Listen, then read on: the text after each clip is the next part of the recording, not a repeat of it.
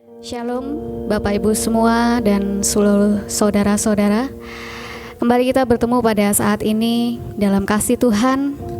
Mari kita satukan hati dan pikiran kita. Kita siapkan yang terbaik buat Tuhan. Waktu kita mau fokuskan beberapa waktu ke depan untuk kita bisa memberikan yang terbaik kepada Tuhan lewat pujian, lewat sembah kita, dan lewat hati kita. Mari sebelumnya kita mau berdoa, kita mau tundukkan kepala. Allah Bapa kami yang bertahta di dalam kerajaan surga, saat ini kami mengucap syukur Tuhan, kalau Engkau begitu baik di dalam hidup kami. Engkau Tuhan sudah memelihara setiap waktu kami, dan kami sudah merasakan Tuhan kasih-Mu dan cinta-Mu yang begitu luar biasa, yang selalu menopang dan tidak pernah meninggalkan kami. Terima kasih Tuhan. Saat ini Tuhan, biarkan kami bisa memberikan puji dan sembah kami yang terbaik kepada Engkau. Lewat setiap mulut kami, lewat tubuh kami Tuhan, biar kami bisa mempersembahkan apa yang ada pada kami Tuhan, untuk kemuliaan nama-Mu.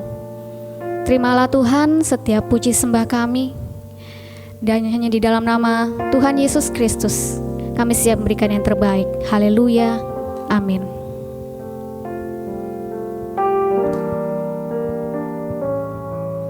Ku masuk ruang Maha Kudus dengan darah anak domba.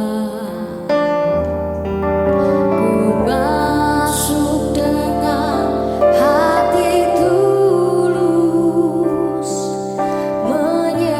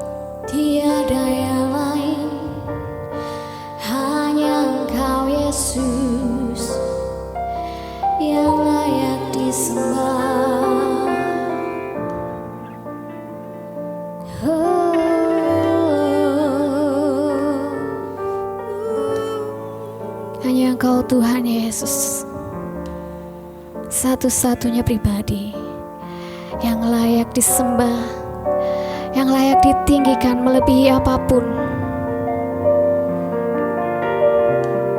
Kami menyerahkan hidup kami Tuhan hanya ke dalam tangan-Mu, karena Engkaulah yang berkuasa, pencipta segala yang ada.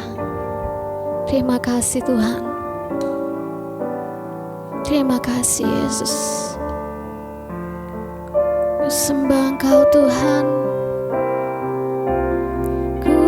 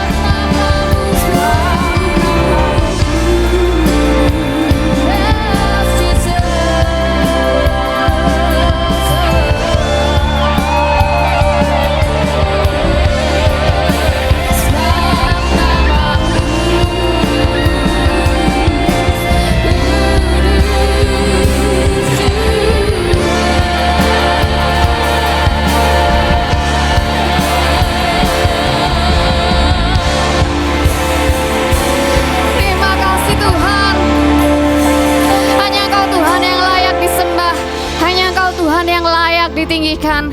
Kami umat-Mu Tuhan, kami menyatakan bahwa puji sembah kami hanya kepada-Mu ya Bapa. Terima kasih Tuhan, terima kasih ya Bapa. Haleluya, amin. Saya percaya pada saat ini kita semua pernah merasakan kebaikan Tuhan, dan kita pernah merasakan betapa baiknya dan adilnya Tuhan itu. Dia adalah Tuhan di atas segala Tuhan. Dia Yesus Raja di atas segala Raja. Mari kita mau persembahkan sukacita kita yang terbaik, pujian kita yang terbaik hanya buat Tuhan kita. Haleluya.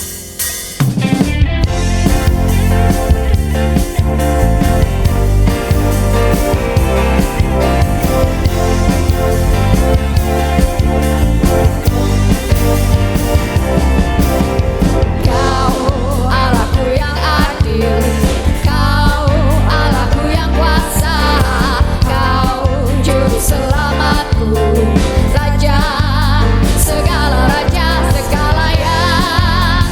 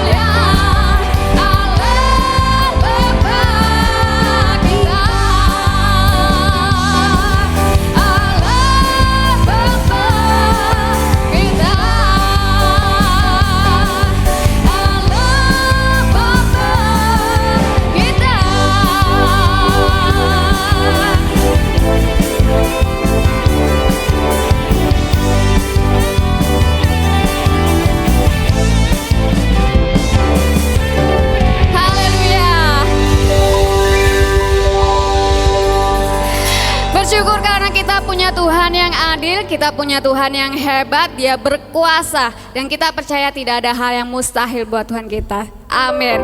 Mari kita puji Dia, mari kita bersuka cita saat ini. Lebih lagi.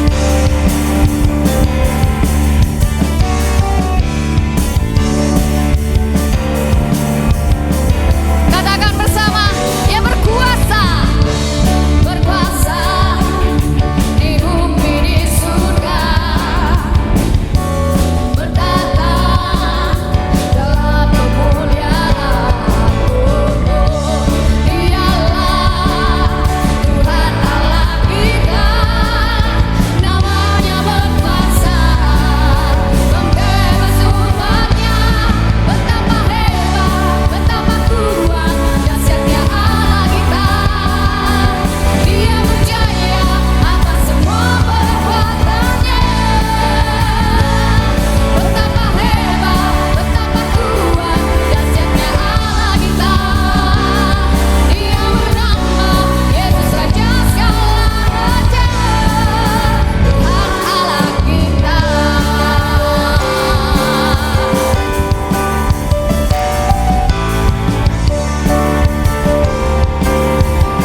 Mari sama-sama katakan, ya Tuhan berkuasa, berkuasa di bumi di surga, bertata dalam kemuliaan. Dialah Tuhan Allah kita, namanya berkuasa, membebas umatnya. Betapa hebat, betapa kuat, dahsyatnya Allah kita.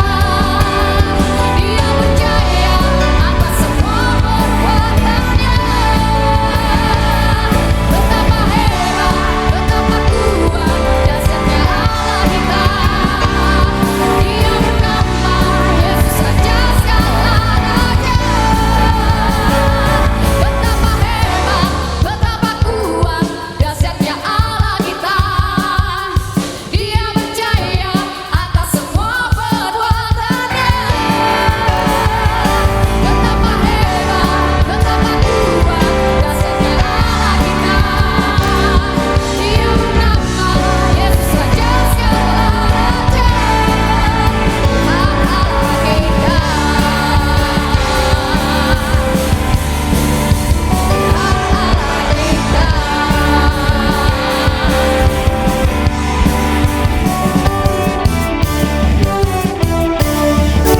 Haleluya. Terima kasih Tuhan. Tuhan kita memang sangat amat baik.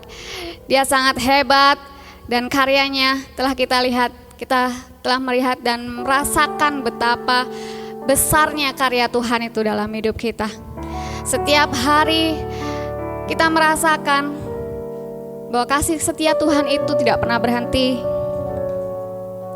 Dan saat ini setiap hati kita yang merindukan Tuhan pasti ingin menyenangkan hati Tuhan.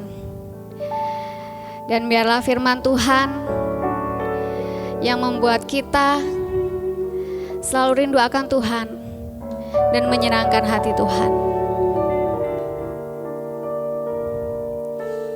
Ku rindu setiap waktu hidup di kebenaran-Mu, bukan dengan kuatku, namun karena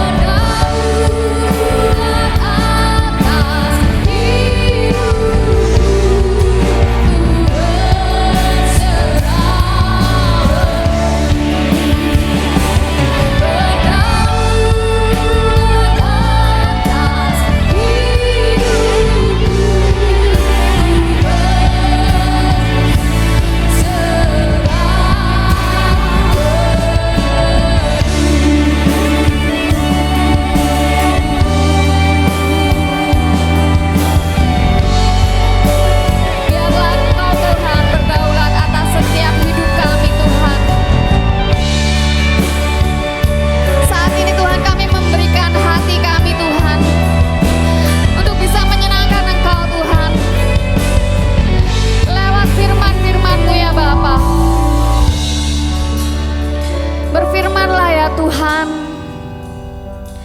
dan jamahlah setiap hati kami dengan firman-Mu Tuhan. Ubah setiap kami ya Bapa, sesuai dengan kehendak-Mu Tuhan. Ajar kami untuk selalu menurut Tuhan,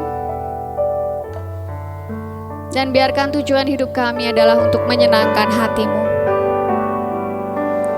Kiranya Tuhan, Engkau mengurapi hamba-Mu yang akan memberitakan firman-Mu Tuhan, dan juga setiap hati kami Tuhan, biar menjadi tanah hati yang baik, supaya setiap firman-Mu itu Tuhan dapat tumbuh dan berbuah di dalam kehidupan kami. Terima kasih Tuhan, kami sudah memuji dan menyembah Engkau, dan kami siap untuk mendengarkan firman-Mu. Haleluya, amin. Shalom, salam sejahtera dalam kasih Tuhan kita Yesus Kristus. Ada sukacita? Ada sukacita? Coba yang bersukacita berikan tepuk tangan yang paling meriah, bahagialah kita. Puji Tuhan, terima kasih worship leader, singer, pemain musik sudah memberikan yang terbaik buat Tuhan. Selamat pagi buat kita semua, senang saya dipercaya Tuhan terus melayani Tuhan dalam penggembalaan jemaat Tuhan di tempat ini. Dan saya sekali lagi katakan sungguh sangat mengasihi jemaat di tempat ini. Ya, maka dari itu Bapak Ibu kasih Tuhan, firman-firmannya saya tidak pernah persiapkan hanya cuman untuk menyenangkan telinga, tapi benar-benar membangun kerohanian Bapak Ibu untuk semakin kokoh di hadapan Tuhan. Ya, makanya kalau saya jujur, firman Tuhan seringkali saya sampaikan itu terinspirasi pada saat saya ketemu jemaat. Apa yang menjadi pertanyaan-pertanyaan mereka, nah ini menjadi start point buat saya untuk kemudian saya bawa dalam doa, lalu saya persiapkan untuk menjadi jawaban pertanyaan-pertanyaan jemaat yang saya kasih di dalam khotbah saya. Jadi sekali lagi, khotbah-khotbah saya tanpa kebetulan seringkali saya bertemu dengan jemaat, berinteraktif, tanya jawab. Seperti contoh begini, beberapa hari yang lalu kami coba main-main ke tempat jemaat, Bapak Ibu. Lalu kami berbincang-bincang di sana. Lantas dengan senang hati jemaat ini berbicara dengan jujur kepada saya. Dia berkata begini, Bapak Ibu, bagaimana Pak Roh Kudus itu bisa berbicara kepada kita? Ini luar biasa, Bapak Ibu. Ini pertanyaan-pertanyaan yang sungguh luar biasa. Itu sebabnya Bapak Ibu kasih Tuhan. Nah, pagi hari ini bagian khotbah saya itu bagian dari pertanyaan jemaat. Makanya saya jawab. Sungguh luar biasa. Maka dari itu penting sekali begini, Bapak Ibu dikasih Tuhan. Seringkali kita mengalami kesulitan untuk membedakan mana suara Roh Kudus, mana suara hati nurani kita, mana suara hati iblis. Karena iblis pun juga ada di hati. Maka dari itu seringkali berkecamuk, Bapak Ibu. Di dalam audible kita ini seringkali kita tidak mengerti mana suara Roh Kudus, mana suara keinginan kita, hati nurani kita, mana suara iblis. Kadang-kala sulit sekali. Nah, Bapak Ibu, dari pertanyaan ini maka saya akan coba menyampaikan firman Tuhan dengan tema bagaimana kita bisa mengerti bahwa Roh Kudus bekerja dan memimpin. Ini penting. Karena bisa tidak bisa, mau tidak mau, firman Tuhan berkata di dalam Galatia 5:25, kalau hidupmu oleh roh, maka kamu hidup harus dipimpin oleh roh. Coba, ini luar biasa. Coba Bapak Ibu lihat Galatia 5:25. Coba perhatikan baik-baik. Jikalau kita hidup apa? Jikalau kita hidup apa? Oleh roh, baiklah hidup kita juga dipimpin oleh roh.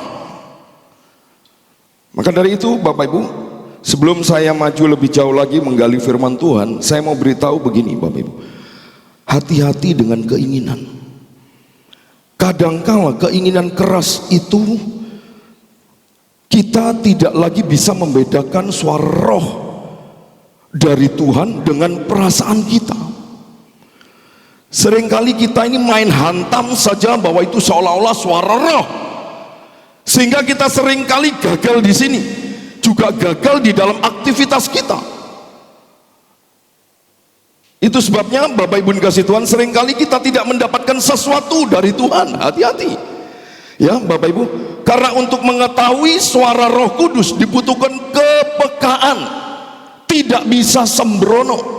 Saya katakan di dalam doa pagi bahwa seringkali Roh Kudus itu berbicara di saat kita diam 1000 bahasa, diam, hanya posisi menyembah Tuhan dengan suara yang hening. Untuk apa? Untuk bisa mendengar suara Tuhan. Tapi begitu ada suara di hati kita, kita harus teliti lagi, kita harus cross checkkan dengan kebenaran firman Tuhan. Karena kalau tidak di cross check dengan firman Allah, perhatikan ini baik-baik, seringkali kita salah menafsirkan suara Roh Kudus. Makanya saya tidak kaget Bapak Ibu dikasih Tuhan, ada banyak tidak bisa beribadah dan lain sebagainya dengan 1001 macam alasan. Dia sulit membedakan mana yang lebih penting, mana yang mendesak, atau mungkin mana yang tidak penting, mana yang mendesak. Makanya kan saya pernah katakan Bapak Ibu, kerohanian harus punya skala prioritas, harus punya. Bukan hanya cuman untuk kepentingan pribadi, aktivitas kita harus punya skala prioritas. Oh tidak, kerohanian justru mutlak harus punya skala prioritas. Mana yang penting, mana yang mendesak, mana yang tidak penting, mana yang mendesak, mana yang penting, mana yang tidak mendesak, mana yang tidak penting, mana yang tidak mendesak. Kita harus pahami betul ini. Dan saya percaya pemahaman ini di luar Roh Kudus pasti gagal. Hanya Roh Kudus yang bisa memberikan pemahaman yang tepat. Ingat Bapak Ibu dikasih Tuhan, apa yang keluar dari hidup kita menunjukkan siapa kita sebenarnya. Dan yang keluar itu selalu ditentukan dari dalam, yaitu dari roh kita. Nah ini hasil dari dalam itu tergantung kepada siapa kita mengabdi, kepada siapa kita menyembah. Karena begini Bapak Ibu, setiap kita akan serupa dengan apa yang kita sembah. Ingat ini baik-baik. Sekali lagi saya katakan, setiap kita akan serupa dengan apa yang kita sembah. Makanya di dalam kitab Amsal berkata, jagalah hatimu dengan segala kewaspadaan. Jagalah hatimu itu maksudnya merujuk kepada berbicara kepada dalam. Dan jagalah apa? Dengan segala kewaspadaan. Jadi waktu kita jaga hati pun harus waspada. Jaga hati pun harus berhati-hati. Jangan keburu keluar ke permukaan. Karena dari situlah terpancar apa? Kehidupan. Makanya kita harus menjaga hati Bapak Ibu dikasih Tuhan. Karena apapun yang memenuhi hati kita, itu yang akan membuat respon kita keluar. Mau negatif, mau positif, mau perkataan iman, mau respon yang benar, atau mau respon yang salah, itu ditentukan dari dalam. Itu sebabnya firman Tuhan berkata apa dalam 1 Tesalonika 5 ayat 23? Dia berkata dimulai dari roh dulu, roh, jiwa, tubuh. Bukan tubuh, jiwa, roh, jangan terbalik. Tidak pernah firman Tuhan Bapak Ibu gali ada mulai dari roh, jiwa, tubuh. Tidak pernah. Setahu saya di dalam Alkitab selalu dimulai dari roh, jiwa, tubuh. Rohnya sehat, rohaninya sehat. Percayalah Bapak Ibu, rumah tangga damai sejahtera, jiwa pun tentram, tenang, tubuhnya sehat, terjaga dengan baik. Dari mana memulainya? Dari roh. Makanya Tuhan berkata dalam Yeremia, aku yang memberikan kesehatan, aku yang memberikan kesembuhan, aku yang memberikan keamanan yang berlimpah-limpah, aku yang memberikan kesejahteraan. Karena itu dimulai dari bagian dalam. Makanya Bapak Ibu dikasih Tuhan, kita harus memastikan setiap hari apa yang kita isi di dalam hati kita, apakah itu hal-hal yang benar. Makanya penting Bapak Ibu, karena kalau apa yang kau isi di hatimu akan mempengaruhi apa? Responmu keluar. Kalau engkau memenuhi hatimu dengan firman, dengan iman, kita isi dengan kebenaran-kebenaran firman Allah yang membangun iman kita, khotbah-khotbah yang keras dan mendidik kita, maka percayalah, itu akan sangat mempengaruhi respon kita pada waktu tekanan datang. Makanya tidak mudah untuk membangun respon rohani menjadi prioritas utama. Oh, nggak mudah Bapak Ibu. Saya tidak pernah kaget kok, saya nggak pernah bingung, karena saya percaya di dalam satu ayat pernah berkata begini, hal rohani kalau kita dapatkan itu akan mengetahui hal jasmani, hal duniawi dia akan tahu. Justru hal duniawi, manusia duniawi tidak akan bisa mengetahui manusia rohani, tidak akan bisa tahu. Bahkan dianggapnya kalau ada manusia rohani yang terlalu ekstrim, dianggapnya itu satu kebodohan, kata firman Tuhan. Makanya saya tidak pernah pusing dengan itu Bapak Ibu dikasih Tuhan. Karena sebenarnya begini Bapak Ibu, perhatikan baik-baik. Kenapa jemaat Tuhan di tempat ini saya berikan makanan-makanan rohani yang keras? Karena begini, khotbah yang keras itu sebenarnya akan memperkuat iman kita di saat tekanan berat itu datang. Ingat ini baik-baik. Karena tekanan berat ini datang, kekuatan kita itu ditentukan oleh seberapa kerasnya kita menerima firman Tuhan. Karena kalau firman yang ringan-ringan kita terima, percayalah, begitu tekanan yang berat itu menghampiri kita, maka kita pasti lemah. Pasti lemah. Endingnya tidak pernah salah. Endingnya selalu Tuhan yang disalahkan. Saya beri contoh begini Bapak Ibu. Ada beberapa dari kalangan lain, saya tidak berbicara tentang gereja lain, tapi saya berbicara yang apa adanya. Salah satu anak Tuhan dia berkata begini, Pak, saya kadang-kala bingung untuk meng-cross-checkkan seorang pendeta. Setiap kali saya datang beribadah, pendeta selalu berkata, setiap kita yang setia kepada Tuhan, engkau pulang pasti membawa berkat. Tapi saya aneh Pak, sampai di rumah kita tidak mendapatkan apa-apa. Padahal waktu di gereja saya sungguh semangat, saya senang. Seorang hamba Tuhan berkata, wah kalau kita setia beribadah, engkau pulang pasti diberkati Tuhan. Tapi nyatanya mana? Bukankah saya setia Pak? Pagi, siang, sore, malam saya selalu aktif, saya selalu hadir di dalam kegiatan ibadah. Hati-hati. Karena tadi saya sudah katakan, khotbah yang keras akan menguatkan kita di saat tekanan berat itu datang. Karena tidak selamanya Tuhan akan menuruti semua keinginan kita. Tidak. Ingat, pemberian Tuhan bukan untuk memanjakan kita. Tidak. Jadi sekali lagi Bapak Ibu dikasih Tuhan, jangan pernah khawatir dengar firman Tuhan yang keras. Apalagi situasi saat-saat ini tidak semakin membaik, semakin mencekam. Makanya kita perlu firman-firman Tuhan yang tajam untuk apa? Menguatkan kita, sehingga kita tetap kokoh, teguh, kuat, bertahan di tengah-tengah situasi yang mencekam ini. Karena apapun tekanan yang datang Bapak Ibu, kalau kita sudah terbiasa menerima makanan yang keras dari firman Tuhan, percayalah, itu akan membuat kita berespon benar. Bahkan yang keluar dari mulut kita pun itu juga perkataan-perkataan yang benar, perkataan yang membangun iman, perkataan pengharapan yang teguh di dalam Tuhan. Itu dimulai start dari kebenaran firman Tuhan yang benar. Itu sebabnya Bapak Ibu, dalam Filipi 4 ayat 8, coba kita lihat apa firman Tuhan katakan. Coba perhatikan baik-baik Filipi 4 ayat 8. Jadi akhirnya saudara-saudara, semua yang benar, semua yang mulia, semua yang suci, semua yang adil, semua yang manis, semua yang sedap didengar, semua yang disebut kebajikan dan patut dipuji, pikirkanlah semuanya itu. Bapak Ibu, perhatikan ini baik-baik. Ini tidak mudah loh, tidak mudah. Kenapa Tuhan katakan ini? Tuhan ingin memprotek pikiran kita yang salah. Ingat ini baik-baik. Tuhan ingin memprotek pikiran yang salah, karena pikiran yang salah itu terjadi dari apa yang kita terima.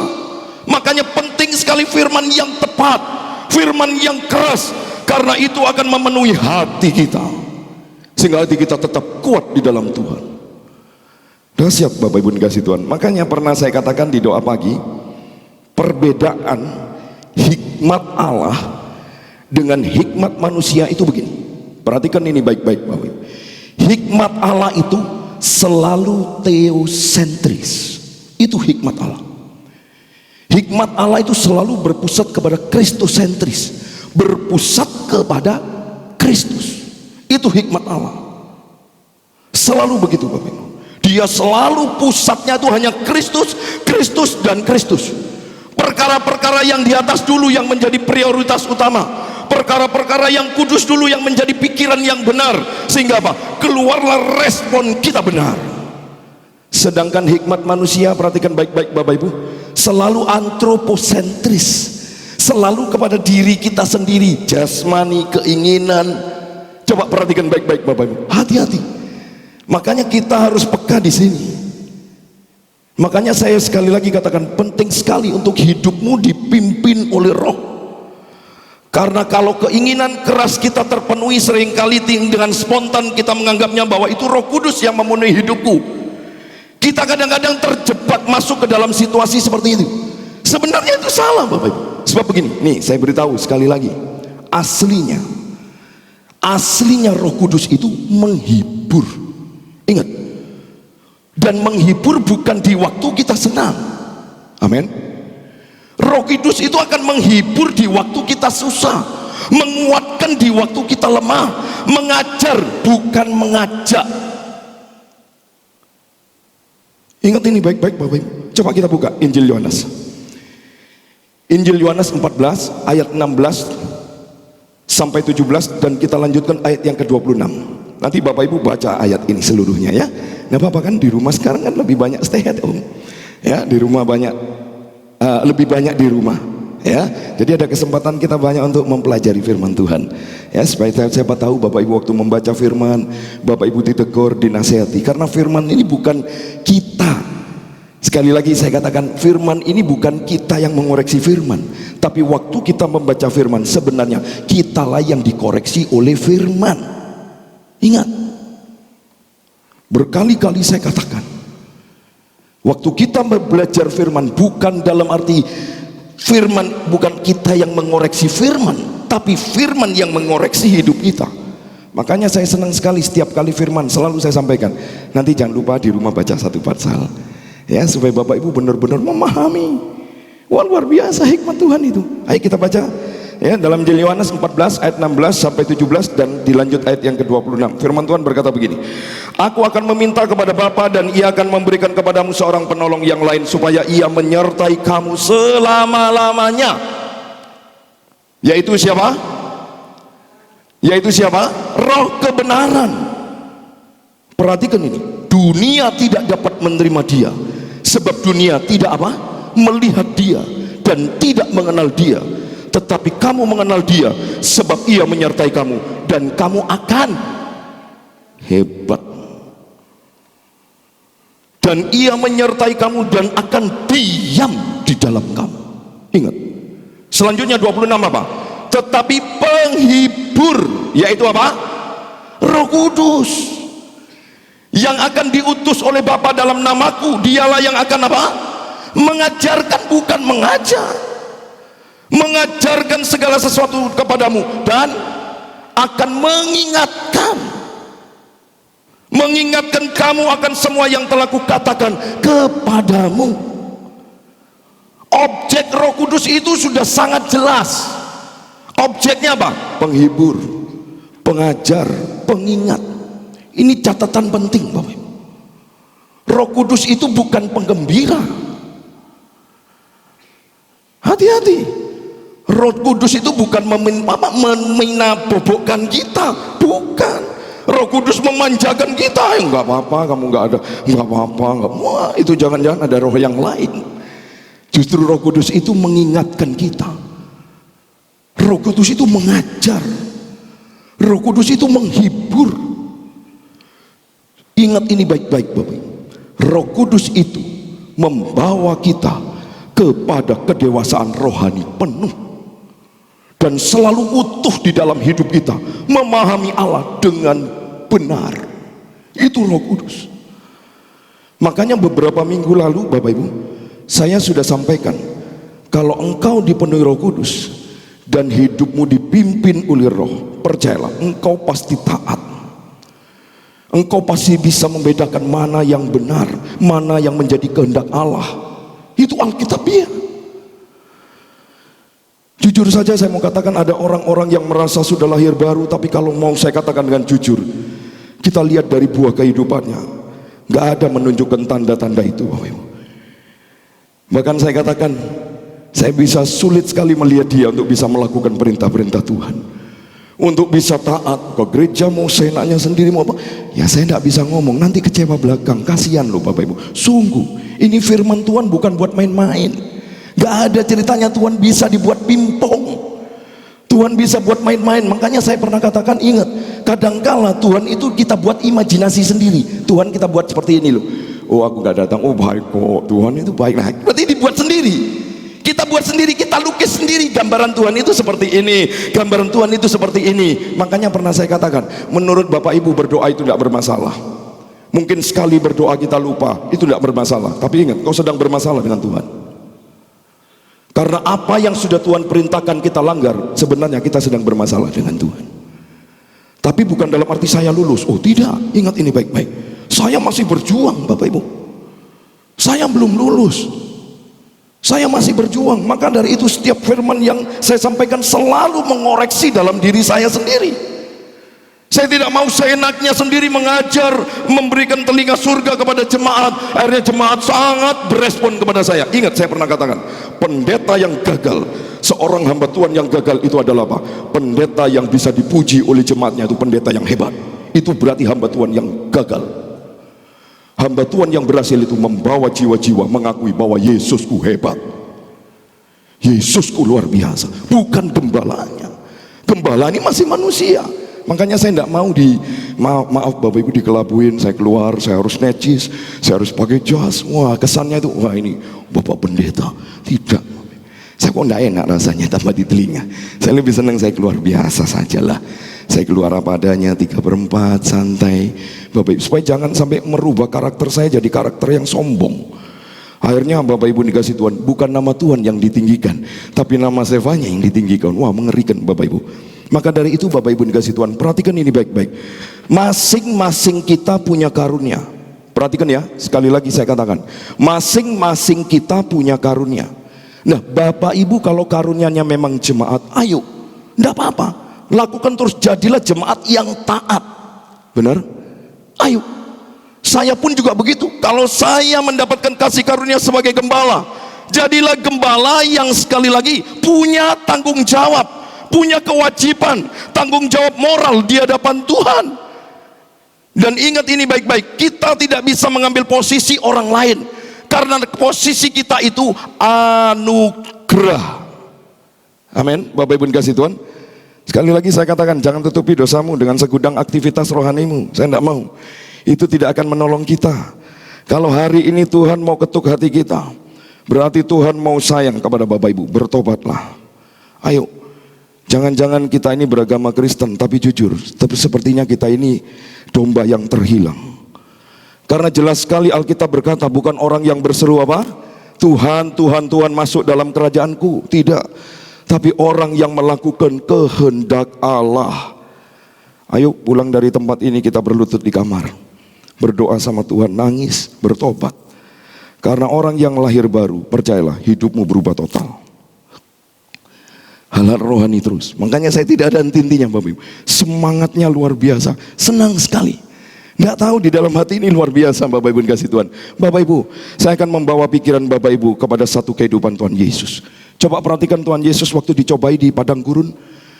Saya mau membuat satu formula yang jelas Bapak Ibu. Perhatikan ini begini Bapak.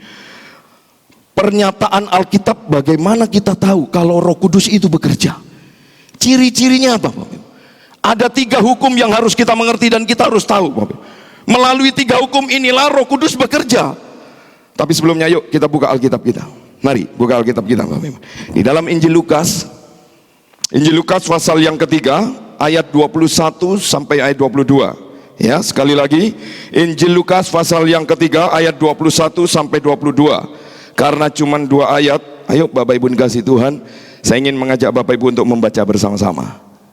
Yang mengerti katakan amin. Ya, kita baca sama-sama ya. Dari ayat 21 dan 20 saja, 22 saja. Ya. Ayo kita baca sama-sama, yang sudah dapat katakan amin. Ya, kita baca sama-sama. 1, 2, 3.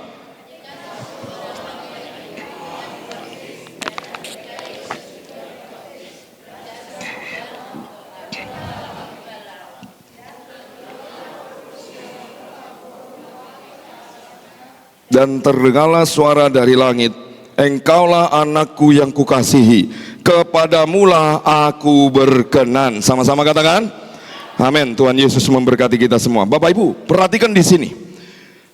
Sebelum kita membaca bagian Tuhan Yesus dicobai oleh iblis, ayat-ayat yang sudah baru kita baca ini, Bapak Ibu, ini sebenarnya memberitahukan kepada kita bahwa ketika Tuhan Yesus dibaptis, Roh Kudus itu turun ke atasnya. Kemudian ada suara dari langit terdengar dan mengatakan apa? Engkaulah anakku yang kukasihi, kepadamulah aku berkenan. Bapak Ibu, perhatikan baik-baik. Sebenarnya apa yang Injil Lukas ini mau ditampilkan mengenai diri Yesus, tidak ada lain. Yesus ini digambarkan di dalam Injil Lukas adalah Yesus yang karismatik.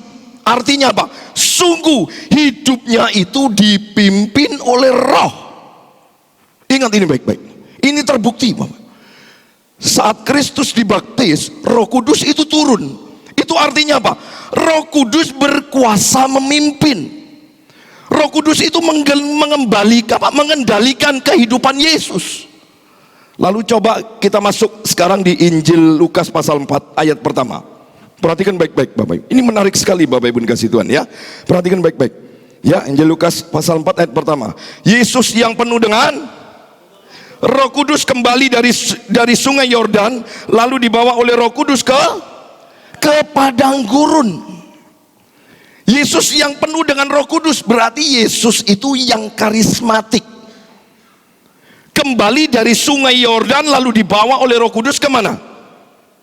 Ke padang gurun. Coba perhatikan baik-baik Bapak Ibu. Sekali lagi, lalu dibawa oleh Roh Kudus, Yesus itu kemana?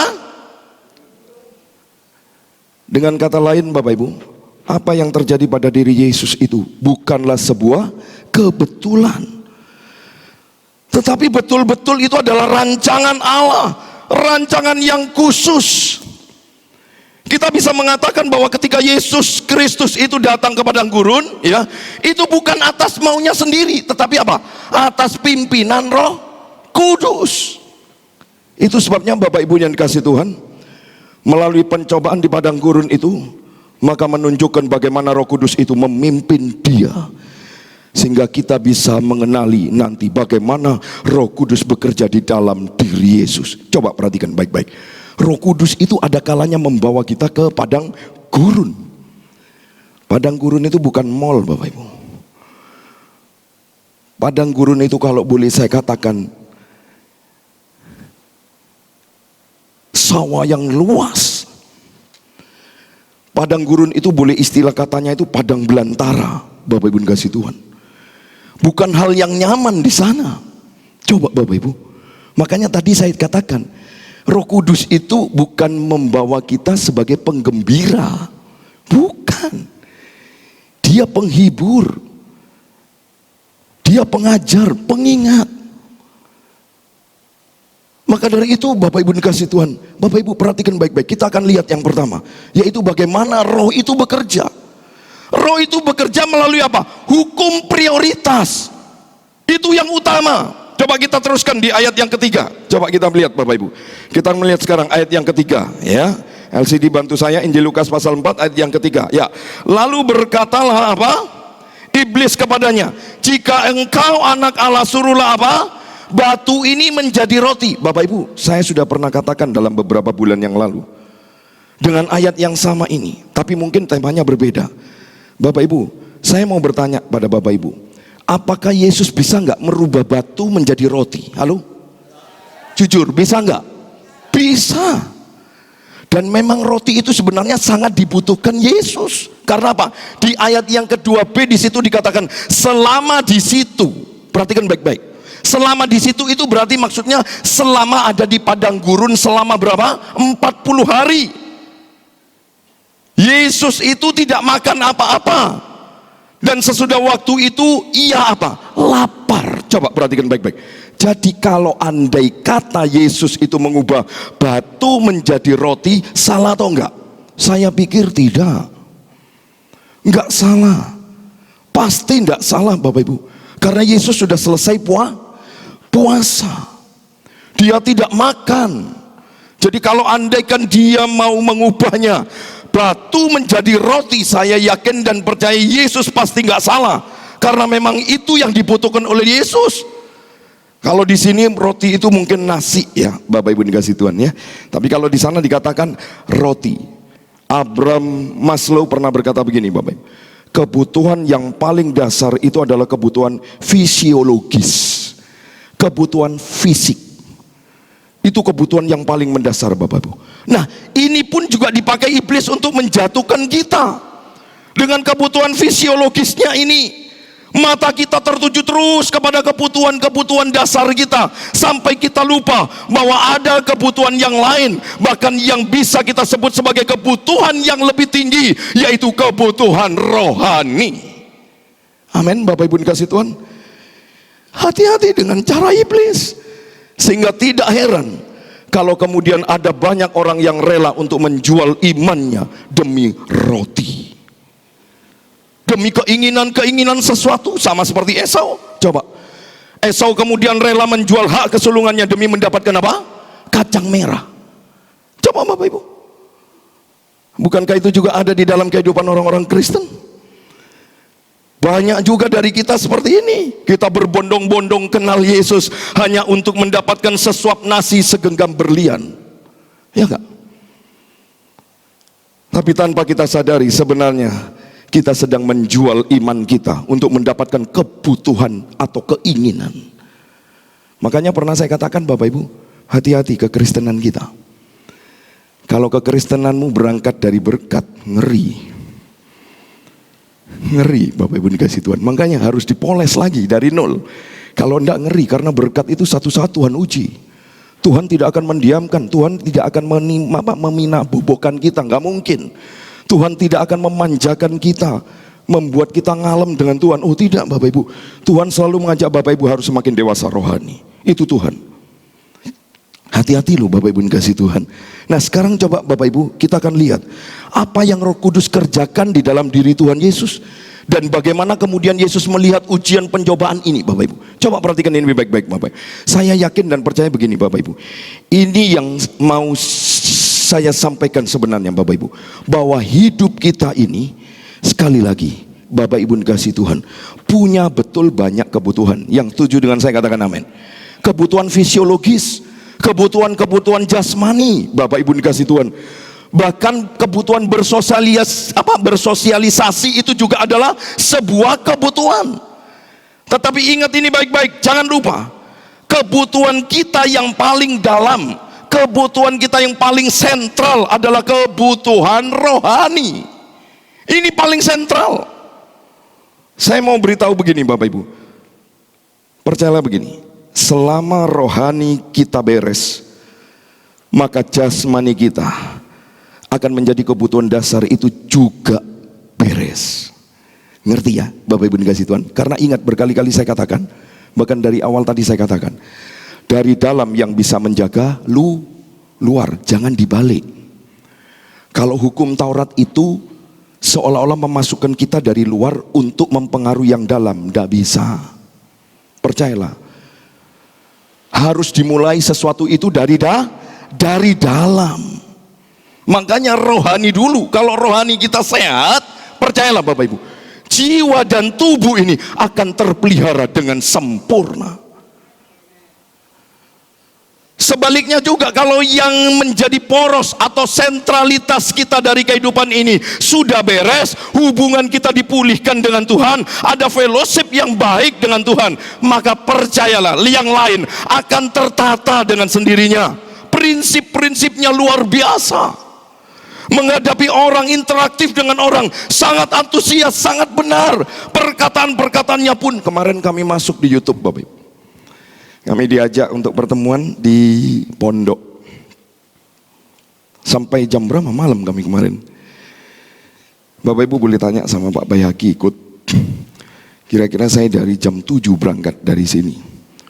sampai setengah 12 mungkin malam Bapak Ibu. Saya nyampe sini jam 12-an. Saya coba untuk mengajak mereka mengerti tentang peran Roh Kudus. Dahsyat sekali Bapak Ibu. Nanti saya akan beritahu linknya Bapak Ibu. Saya sempat katakan di sana cuma hanya beberapa menit karena nanti akan mengadakan seminar tentang kebangsaan. Itu akan diadakan besar-besaran Bapak Ibu, karena sekarang puji Tuhan sudah new normal, sudah mungkin mulai sudah diizinkan kembali ya untuk mengadakan, tapi saya masih belum jelas kapan bulannya, nanti Bapak Ibu saya pasti beritahu. Ya, Bapak Ibu dikasih Tuhan. Nah, perhatikan baik-baik Bapak Ibu.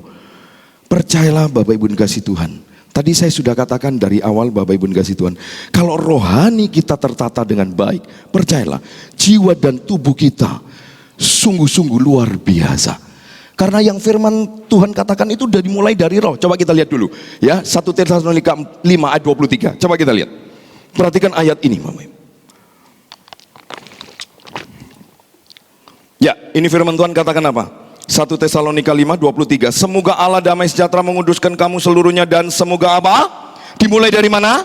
Roh, jiwa dan tubuhmu terpelihara.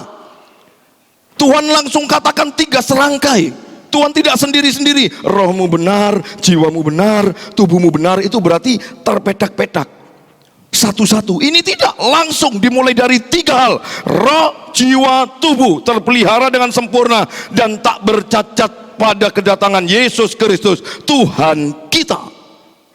Apa maksudnya? Roh rohani terpelihara dengan baik, percayalah. Jiwamu tentram, tubuhmu tenang, sehat dalam penguasaan Tuhan. Bahkan kalau Bapak Ibu temukan di dalam Dekalog Bapak Ibu, 10 perintah Allah, 4 perintah yang pertama selalu terkait hubungan kita dengan Allah. Itu pasti. Sekali lagi, 10 perintah Allah, ada 4 perintah yang pertama selalu terkait hubungan kita dengan Allah. Baru berbicara mengenai hubungan dengan sesama.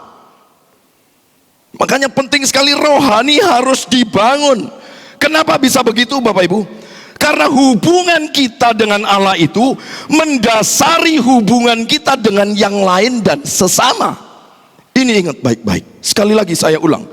Hubungan kita dengan Allah itu sebagai dasar utama hubungan kita kepada seluruh organ tubuh kita, juga kepada sesama. Dengan kata lain Bapak Ibu, kalau vertikalnya beres, horizontalnya pasti juga beres. Paham? Gak bisa dibalik loh Bapak Ibu. Jangan dibalik. Jangan coba-coba dibalik Bapak Ibu. Gak bakalan bisa. Bahkan kalau dibalik, kecenderungan hancur dan hamburadul. Pasti Bapak. Kalau Bapak Ibu perhatikan perjalanan bangsa Israel dari Mesir ke Kanaan, coba kita lihat dalam Ulangan pasal 8. Saya teringat Bapak. Ulangan pasal 8 ayat yang ketiga. Ya, saya bacakan, perhatikan ini baik-baik. Manusia hidup bukan dari roti saja loh. Coba perhatikan baik-baik. Ya, mulai dari ayat pertama sampai ayat yang ketiga. Saya bacakan. Segenap perintah yang kusampaikan kepadamu pada hari ini haruslah kamu lakukan dengan setia, supaya kamu hidup dan bertambah banyak, dan kamu memasuki serta menduduki negeri yang dijanjikan Tuhan dengan sumpah kepada nenek moyangmu. Ayat yang kedua. Ingatlah kepada seluruh perjalanan yang kau lakukan atas kehendak Tuhan Allahmu di padang gurun selama berapa? 40 tahun. Ingat baik-baik, bukan 40 hari. 40 tahun ini dengan maksud merendahkan hatimu dan mencobai engkau untuk mengetahui apa yang ada dalam hatimu, yakni apakah engkau berpegang pada perintahnya atau tidak. Jadi ingat baik-baik Bapak Ibu, Tuhan akan terus mengizinkan pencobaan itu ada. Mengizinkan, bukan Tuhan yang memberi. Mengizinkan pencobaan itu ada. Untuk kita juga harus tahu bagaimana isi dalam hatimu. Apakah engkau berpegang pada perintahnya atau tidak? Oh, ini hebat. Coba perhatikan baik-baik. Ayat yang ketiga. Jadi ia merendahkan hatimu, membiarkan. Coba. Ada kalanya Tuhan ingin supaya membuktikan bagaimana hatimu dengan Tuhan. Apakah engkau punya hati yang merendah? Apakah engkau seorang yang rendah hati? Membiarkan engkau lapar dan memberi engkau makan apa? Mana yang tidak kau kenal dan yang juga tidak dikenal oleh nenek moyangmu, untuk membuat engkau mengerti bahwa manusia hidup bukan dari roti saja, tetapi manusia hidup dari segala yang diucapkan Tuhan. Ini luar biasa. Ini mau mengingatkan bangsa Israel 40 tahun lamanya. Bapak Ibu dikasih Tuhan, sungguh luar biasa. 40 tahun lamanya kamu itu melewati padang gurun, gersang, gak ada jaminan di sana. Dan lebih hebatnya lagi Bapak Ibu, ternyata 40 tahun itu karena apa? Kok bisa lama Bapak Ibu? Karena apa? Kehendak Tuhan. Coba Bapak Ibu. Semua dikerjakan oleh kehendak Tuhan. Kamu merasakan lapar, aku memelihara engkau, memberikan mana dari surga, mana yang belum pernah kamu kenal sebelumnya, bahkan nenek moyangmu juga nggak tahu, tapi aku sediakan bagi kamu. Wow, ini dahsyat, ini luar biasa Bapak Ibu. Nah sekarang Bapak Ibu, apa yang sebenarnya mau dikatakan Tuhan Yesus waktu mengutip ayat ini? Tidak ada kata lain Bapak Ibu. Tuhan mau mengatakan sama seperti Israel, yang diuji harus melewati rasa lapar.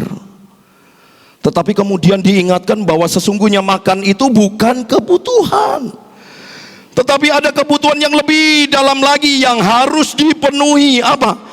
Kita harus makan dari firman yang diucapkan oleh Allah. Sebab dari firman itulah yang akan membuat hidupmu settle.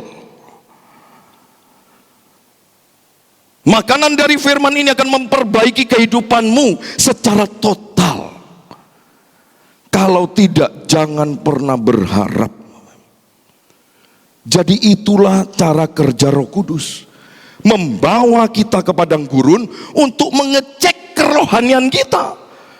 Bukan Roh Kudus mau memuaskan keinginan kita. Ini loh, kadang-kala saya berpikir ini yang paling tidak disukai oleh orang-orang, mendengar firman Tuhan yang seperti ini. Saya yakin dan percaya pasti ada kejenuhan di dalam diri Bapak Ibu, tapi mau tidak mau, karena ini firman Tuhan, saya harus sampaikan.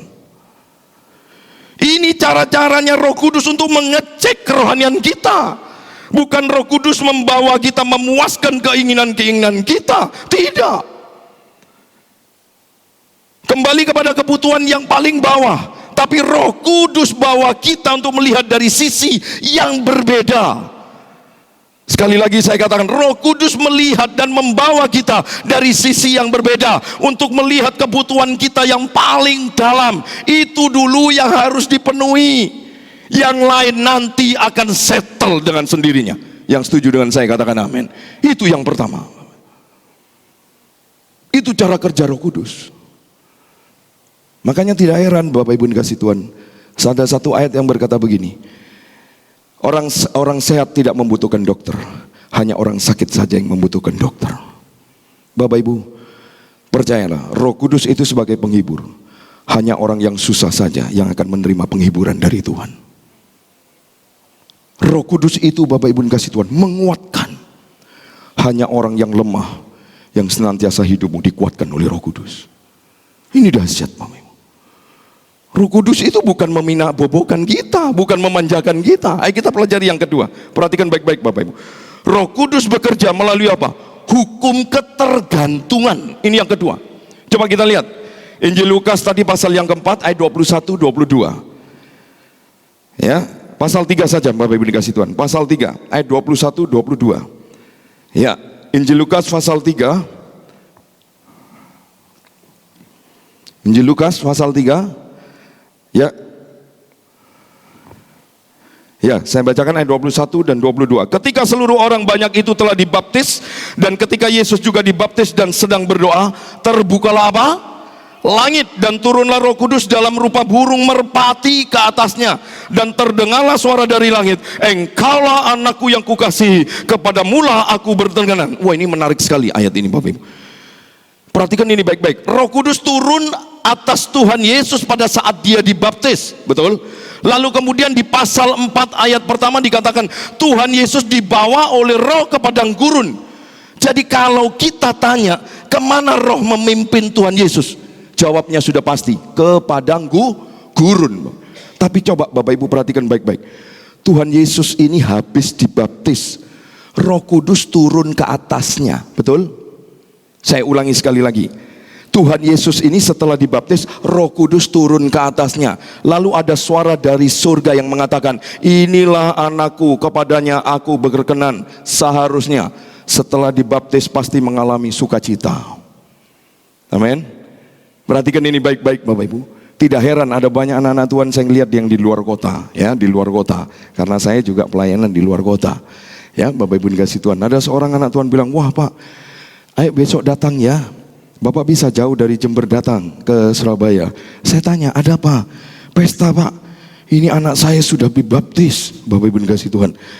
Wow, tuh ngeri Bapak Ibu dikasih Tuhan. Pesta, nggak main-main. Saya pikir pesta ulang tahun. Saya pikir pesta mungkin lamaran. Pesta kehadiran anak. Atau pesta dan lain-lain apa. Tidak. Ternyata pesta karena apa? Habis dibaptis. Wah, kita harus pesta, senang-senang Bapak Ibu.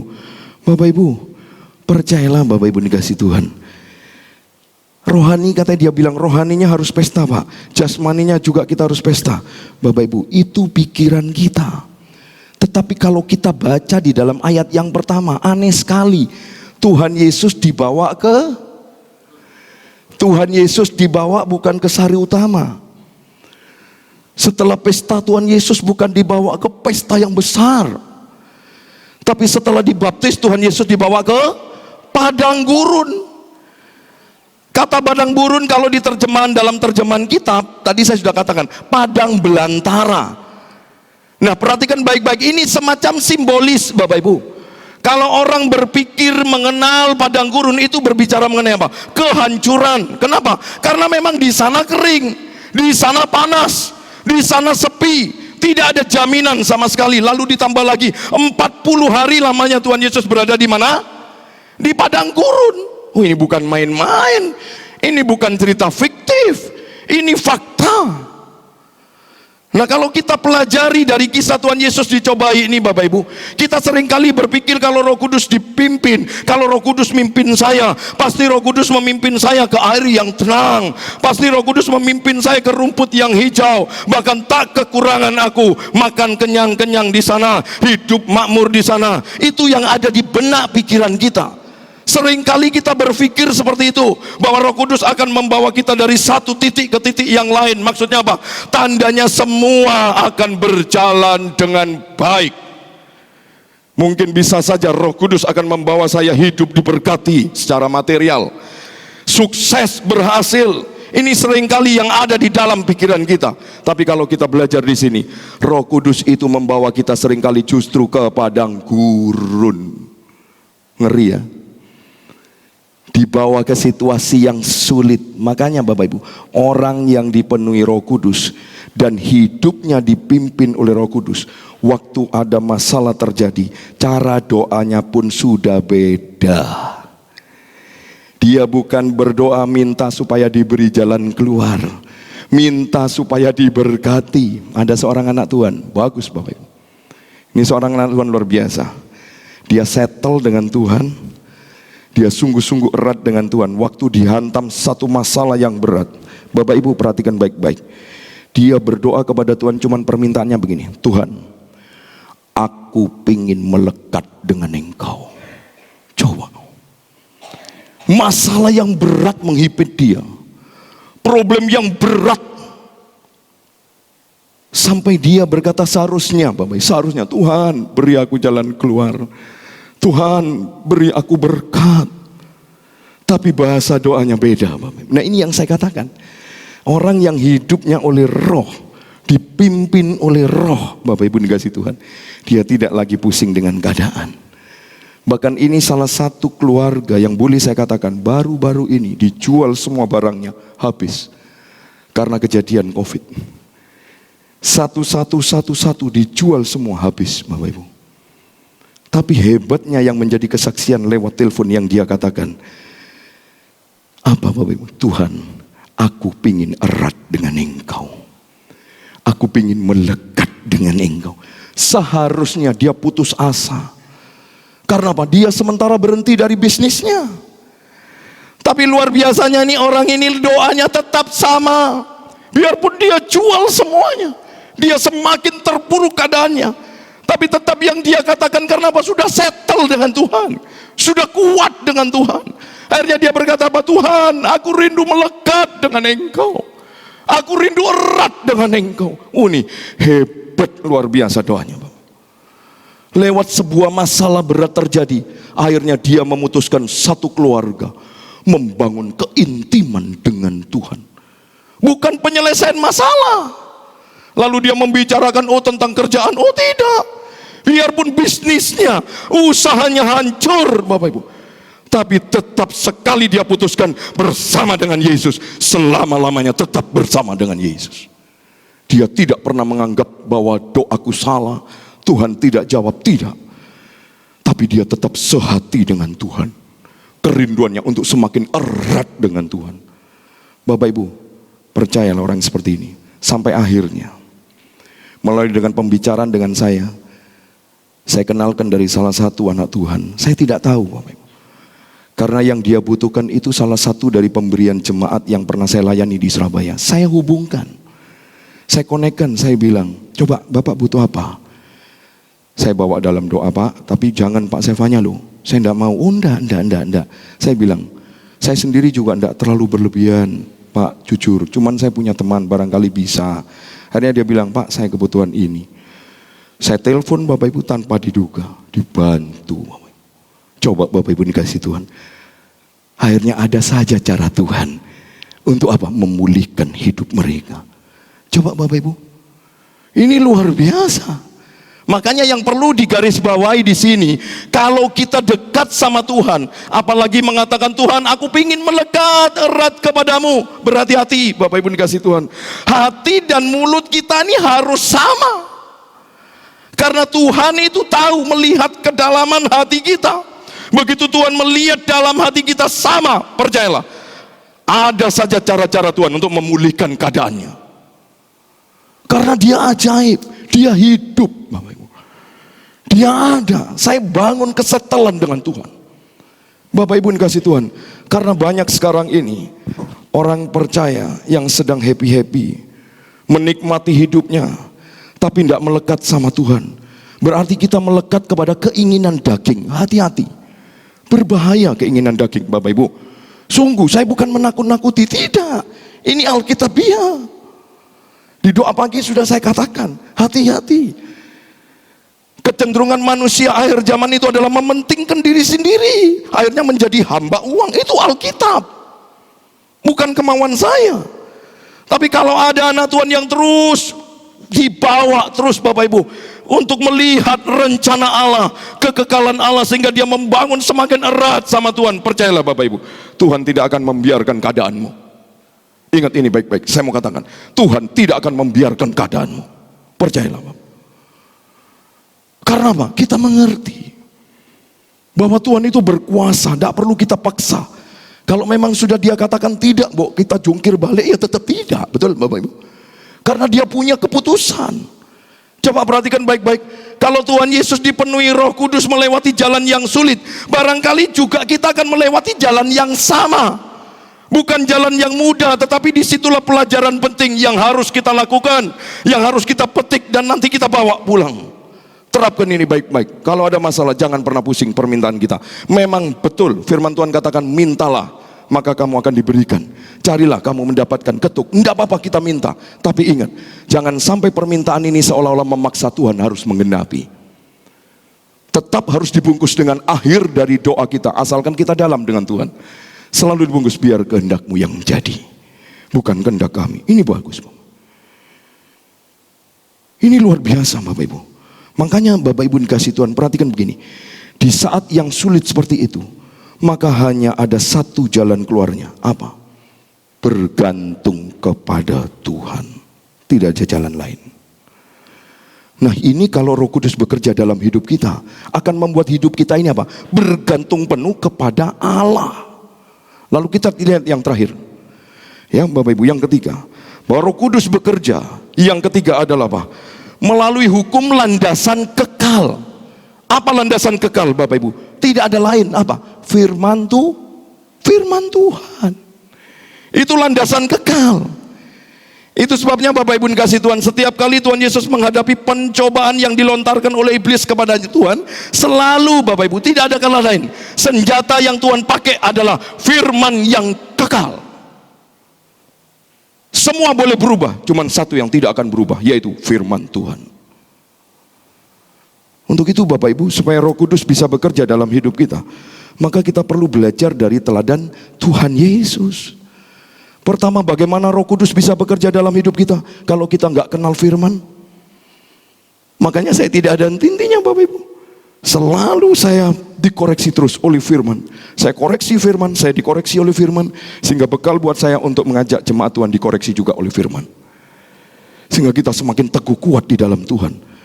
Bapak Ibu, pelajari baik-baik apa yang ada di dalam diri kita ini. Harus pertama-tama koreksi bagian dalam dulu. Amin.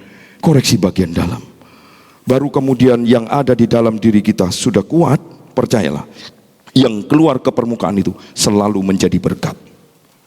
Percayalah Bapak, kalau dalam ini sudah kuat terlebih dahulu, percaya, yang keluar ke permukaan itu selalu menjadi berkat.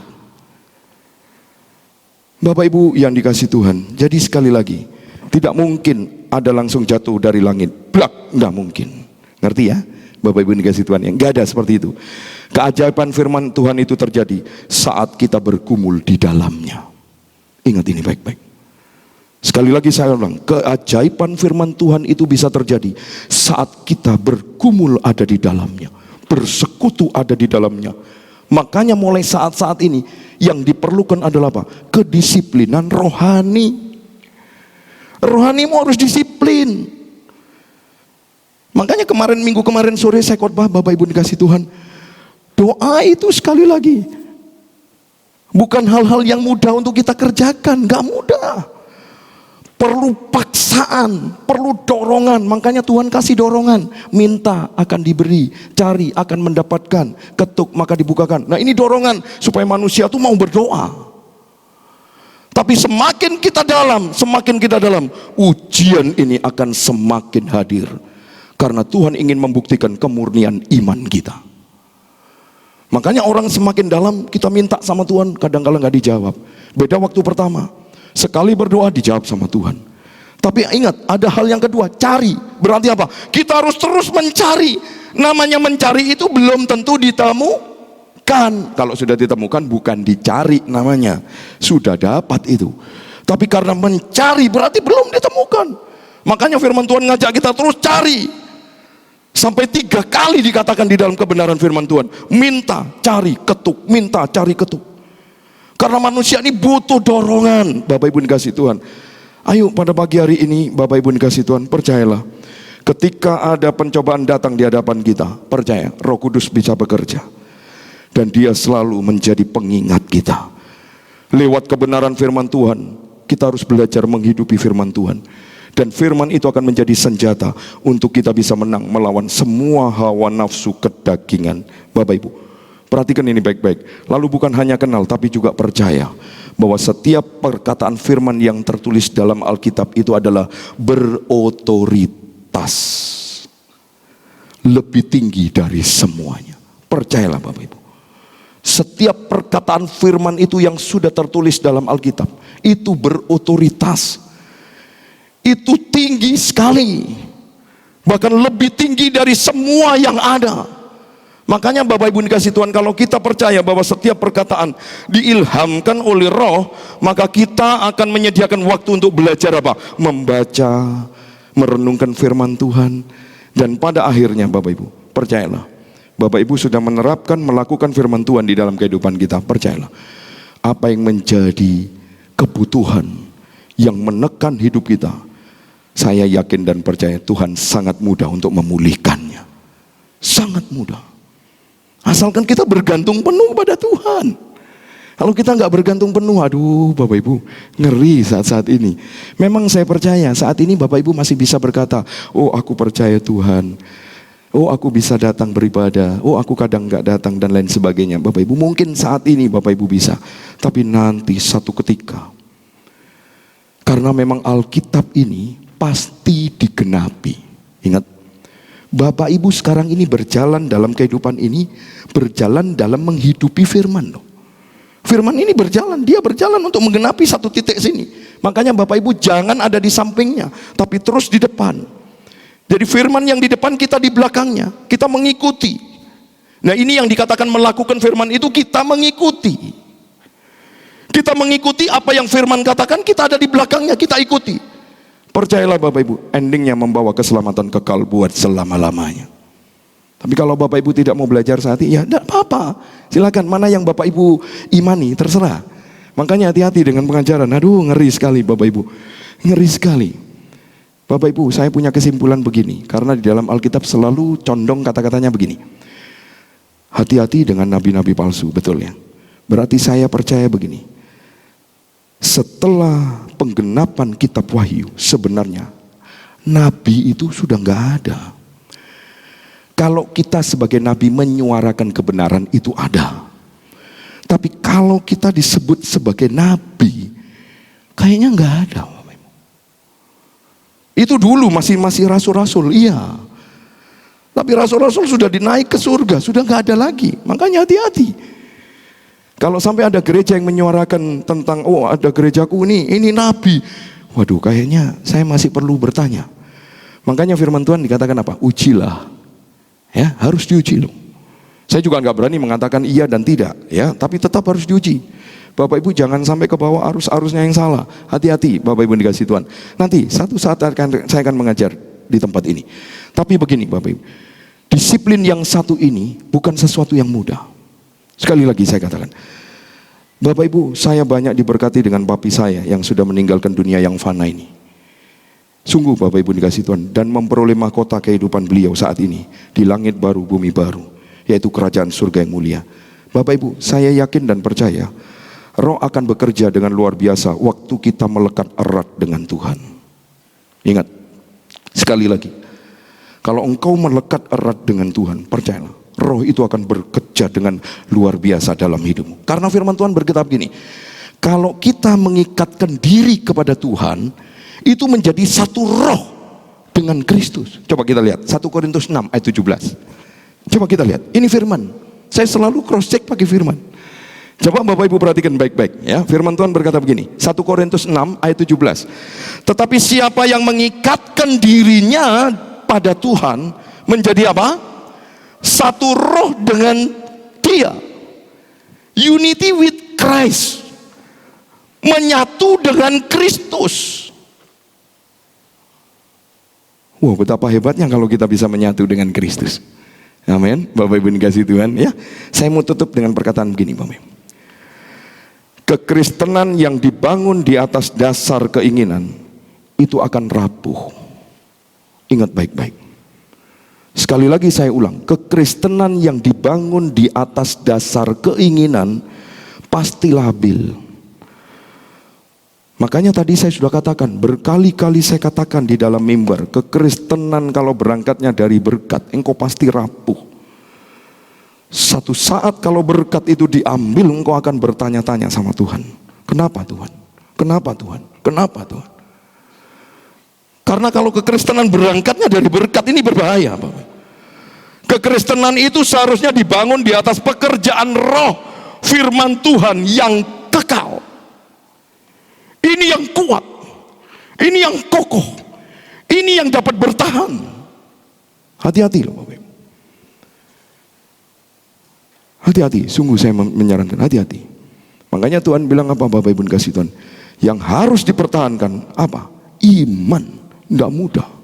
Coba buka Yudas 1 ayat 3. Saya baru terinspirasi firman Tuhan. Coba.